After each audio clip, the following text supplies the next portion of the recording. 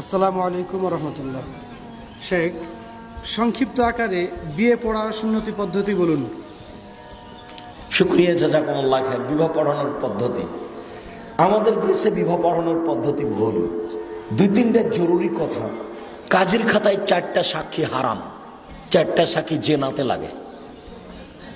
অবৈধ সম্পর্ক যদি প্রমাণ করতে হয় তাহলে কয়টা সাক্ষী লাগে? 4টা। আর বিবাহের জন্য লাগে 2টা সাক্ষী।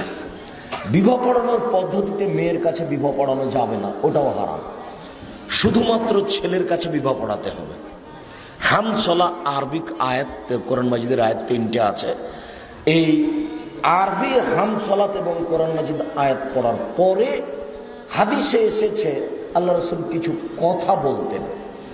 কি কথা বলতেন সেইটারই বাস্তবতা বর কনেকে সামনে রেখে প্রস্তাব ও গ্রহণ।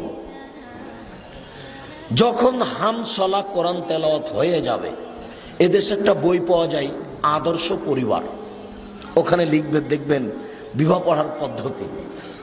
তো কোরআন মাজিদের আয়াত 3টা পড়ে হামসলা পড়ে মেয়ের পিতা বলবেন,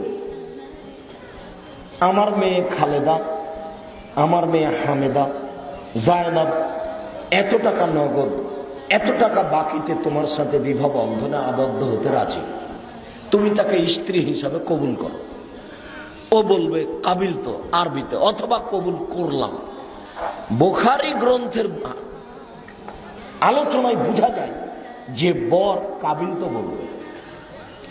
বাংলা ভাষাতে কবুল করলাম এটা বললেও চলবে, একবার বললেই যথেষ্ট। কিন্তু আল্লাহর নবী গুরুত্বপূর্ণ কথা 3বার বলতেন। এটা একটা গুরুত্বপূর্ণ কথা, মর্মে 3বার বলা যেতে পারে যে আমার মেয়ে নাফিসা এত টাকা নগদ, এত টাকা বাকিতে তোমার সাথে বিবাহ বন্ধনে আবদ্ধ হতে রাজি, তুমি তাকে কবুল করো। তখন বলবে কবুল করলাম বা কাবিল তো, আমার মেয়ে অমুক এত টাকা নগদ, এত টাকা বাকিতে তোমার সাথে বিবাহ বন্ধনে আবদ্ধ হতে রাজি, এই প্রস্তাবটা তোমার কাছে পেশ করলাম। তখন কবুলটা তার পক্ষ থেকে হবে যে আমি কবুল করলাম। এই হলো বিবাহের পদ্ধতি। এর বিবাহের পদ্ধতি শেষ হলেই দাঁড়িয়ে সালাম দিতে পাবে না, দাঁড়িয়ে অলিমার দাওয়াত দিতে পাবে না।